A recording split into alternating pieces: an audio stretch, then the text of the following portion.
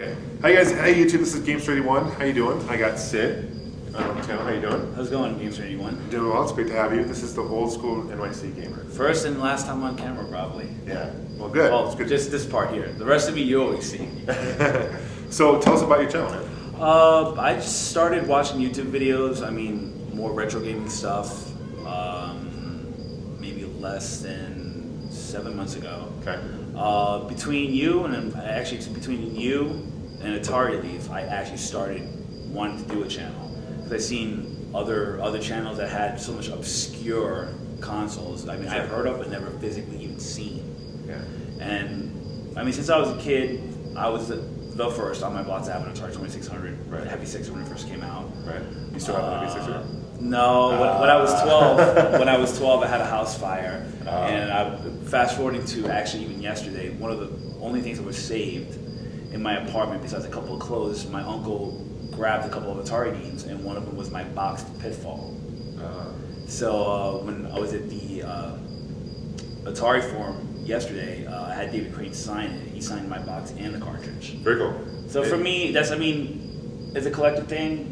Yeah, but that's more of a more sentimental thing. Sure, absolutely. So I would totally like not getting rid of that. You never sell, yeah. No. Now, speaking of which, we're here at Classic Gaming Expo, and you've sat down in some of the television speakers, and you got some videos. So if you're interested in want to check out your channel, basically, is what I'm trying to say. Yeah, right? I mean, basically everything I filmed, 98% of what I filmed so far will be up on the channel. I'm just trying to do as much as what you're going to see is what I try to put on the channel. Like I barely, maybe even had half an hour so far in the 14 hours of me being at this expo that I actually had alone time for myself to even play some of the games. I just wanted to get as much of this stuff out because I know a lot of you kids, like old school and new school gamers, have heard of the expo but never even seen it. Maybe seen a couple of videos but never seen a lot of coverage about the expo until this year. Now, is this your first expo you've been to? Actually no, it's my second. Okay, cool. Through a friend of mine who lives down in Arizona, originally used to live in New York. He actually got me back into retro gaming maybe 9-10 years ago. Cool. Very cool. And what other videos are you planning on putting on your tell us about your channel though in general. What do you cover? Well, mostly. I mean, as my YouTube name says it. I mean, yeah, it might be old school when it comes to retro gaming, but there's a lot of new stuff out.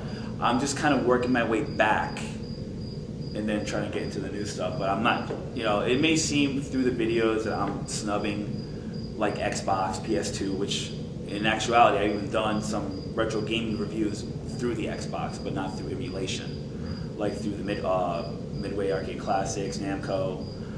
But eventually, I mean, who knows, in a couple of years it might be something. I might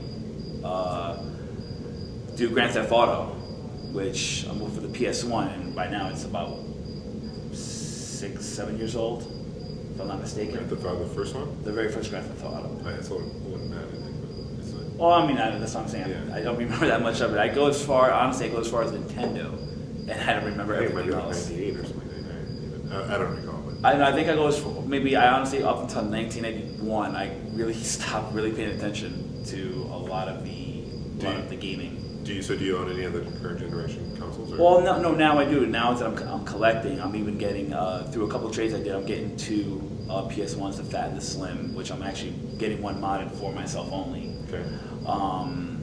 I just got a Sega Dreamcast, which one of my relatives had, and that was pretty fun because he had Crazy Taxi. We would play that I love that game. non-stop. I mean, that's one of the games for the newer consoles that I actually enjoyed playing. I love that Offspring soundtrack. I could kind of give or take that. I honestly mute that and I just play Slayer. It's more fun. Yeah, right on. Now you live in New York City. Yeah. Okay, so how's gaming out there? Are there any cool spots to go to if you live, for those viewers who live in the East Coast that might be? Well, honestly, there are 2, and of course one that you covered with Nintendo World in Midtown, and there's a very little. I can't say a well-known or a very little secret. It's one called Video Games New York. It's a retro gaming store down in the East Village in Manhattan, and they have, and I mean have, everything you possibly could want. I mean, some of the prices are a little, but I mean, if you work with them and try to, I mean, if you really, do you really want it?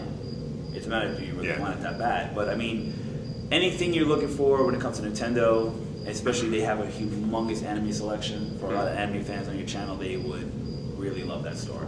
It'd be cool to see videos sometime if you can go on. I know you said the owner. Well, I'm working on it, so if you're watching this, guys, let's hope you give me the okay to do it. Yeah, it's only plugging there. You know, it's only giving like an hour. Yeah, I mean, but it's also in a way like for a lot of tourists, it's also kind of like a retro museum too, because they parts of the store, it's like stuff. Besides, I mean, watching your channel and Steve Benway's channel, it's mind-boggling between what the both of you have.